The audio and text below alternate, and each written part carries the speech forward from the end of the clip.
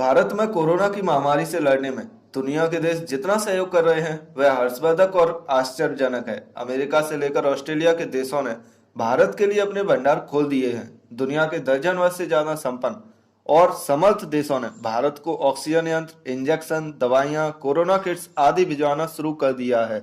Air India के जहाज भी हजारों ऑक्सीजन मशीनें लेकर भारत पहुंच रहे हैं।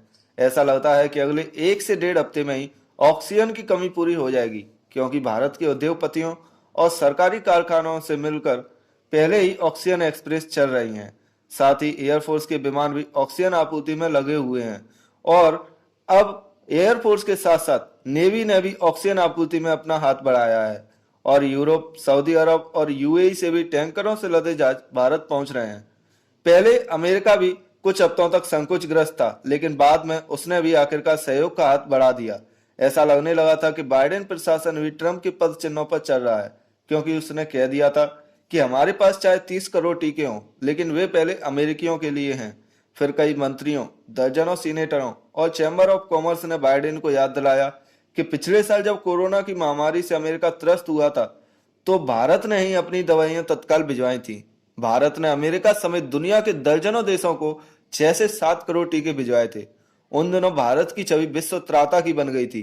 अमेरिका की उपराष्ट्रपति कमला हैरिस तथा अन्य महत्वपूर्ण नेताओं ने थोड़ा दबाव बनाया तो बाइडेन प्रशासन भारतीय कंपनियों को वैक्सीन के लिए जरूरी कच्चा माल देने को तैयार हो गया है।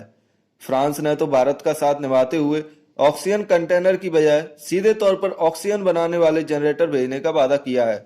अमेरिका फ्रांस के साथ साथ जर्मनी, ब्रिटेन, रूस, कनाडा, ऑस्ट्रेलिया, जापान और सिंगापुर आदि देशों से भरपूर मदद रवाना हो चुकी है और आगे भी जा रही है। भारत में महामारी के प्रकोप ने उसके दुश्मन या प्रतिद्वंदी समझे जाने वाले राष्ट्रों के भी दिल दहला दिए हैं। पाकिस्तान के प्रधानमंत्री इमरान खान, विपक्षी नेता मरियम नवाज, आसिफ जरदारी व विदेश मंत्री शाह महमूद कुरैशी ने भी भारत के साथ सहानुभूति जाहिर की और मदद के प्रस्ताव दिए हैं। कराची के अब्दुल सत्तार ऐदी फाउंडेशन ने कहा था कि भारत चाहे तो वह 50 एम्बुलेंस और दर्जनों स्वास्थ्य कर्मियों को तुरंत भिजवाया जा सकता है। इनका स्लोगन भी है, no religion is higher than humanity. मानवता से बड़ा कोई धर्म नहीं होता।